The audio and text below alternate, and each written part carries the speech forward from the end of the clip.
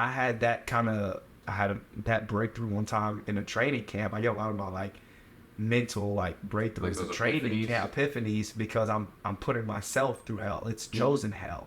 In order to get the best version of myself, I got to break myself down mentally and physically and spiritually to become that diamond. I was a diamond in the rough, but in the training camp, I'm cutting and polishing and shaving, so everything hurts until that one time I get to shine on stage for a possible 15 or 25 minutes. Yeah. So I'm going through that process of cutting and just grinding, and I was like, everybody, like, what if to get to heaven you got to go through hell?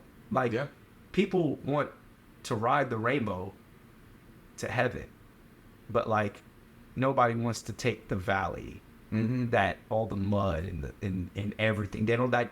That's the way to get to heaven. It's like, it's not hell's this way and heaven's this way. It's like heaven is there, and if you really think you earned a spot there, you're gonna have to earn your spot there. Oh yeah. It's not like, well, I did this good thing. Like, that's if you believe in religion, and that's how I feel. That I ain't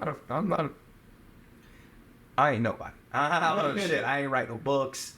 I don't preach any religious words, but I'm saying, like, I just think it's funny that the way to succeed in life and everything is through failure, and then we want to get things without failing. Right? Like, it's that paradox. Like, it's so weird. I was like, how do we live like this? And I question myself in a lot of things I do, but I'm just like, no, yeah, the majority. Like, that's what the thought process is. And that's the crazy thing too with it, is that like dipping in philosophy in that aspect is that how can we really understand what is good without evil? And if all there is good, then we lose the value of it. If all there is evil, we lose the value of it. And so it's the yin and yang balance of each of them.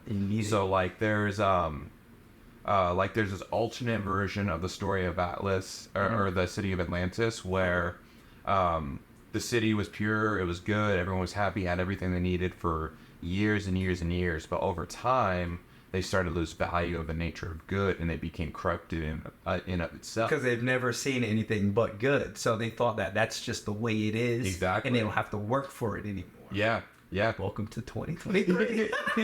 Exactly. And like, do you remember the video game Dante's Inferno? I don't remember the video game, but it's crazy.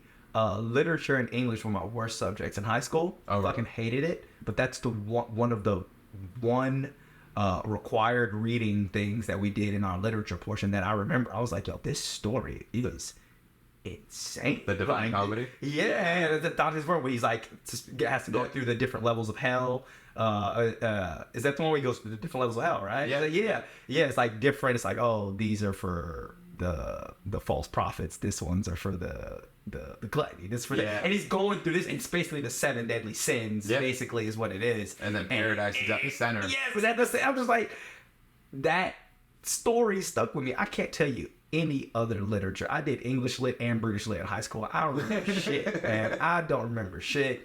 And I remember Dante's Inferno.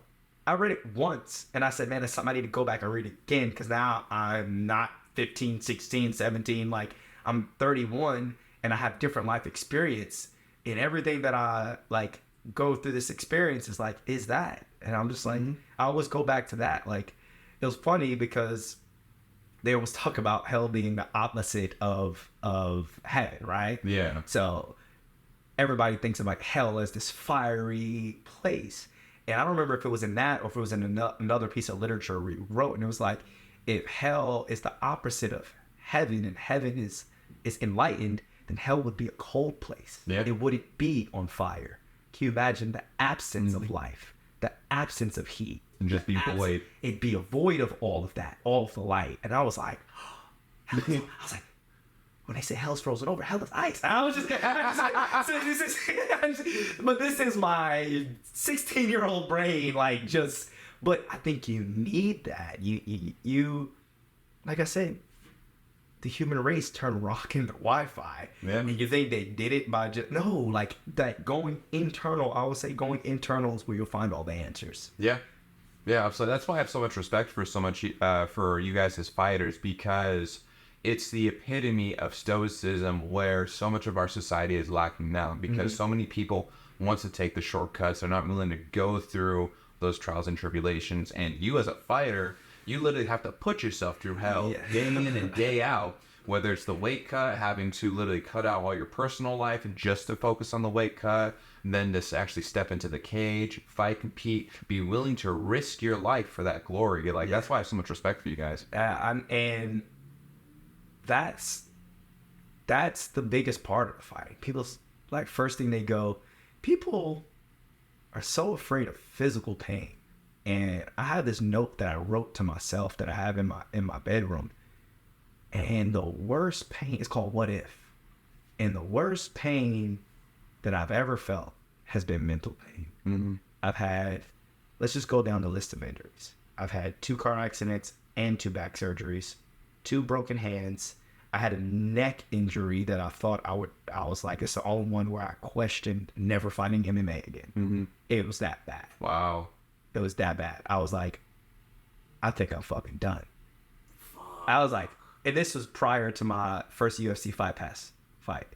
This happened 3 or 4 months before that. I wasn't even ready for that fight. I said, fuck it, there's an opportunity.